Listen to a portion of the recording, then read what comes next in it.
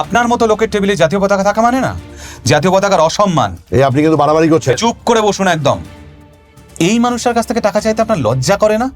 ছেড়ে দে, ছেড়ে দে, তুই মাথা গরম করিস না মাস্টার মশাই, সরকারি চেয়ারটাকে না বাবার সম্পত্তি ভেবে নিয়েছে। আরে দেশের সরকার তৈরি হলো কাদের জন্য?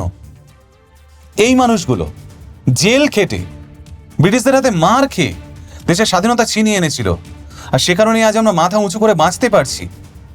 একজন স্বাধীনতা সংগ্রামী নিজের জমিতে গরিব ছেলে মেয়েদের জন্য স্কুল তৈরি করবে বলে না আপনার পারমিশন নিতে দিনের পর দিন আপনার দরজায় ঘুরছে। আপনি তার কাছ থেকে খরচা পানি চাইছেন? আরে আমি একার জন্য চেয়েছি নাকি টাকাটা? জানি জানি, আপনার উপরে থাকা অফিসাররা জিপ বের করে অপেক্ষা করছে টাকা গোনার জন্য।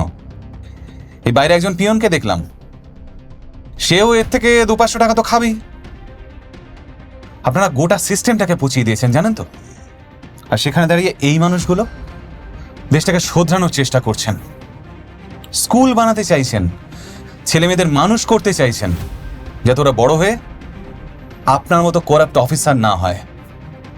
আরে ইংরেজরা তো দেশের বাইরের শত্রু ছিল, আপনারা হলেন ঘরের শত্রু। চলুন মাস্টারমশাই। দাঁড়াও,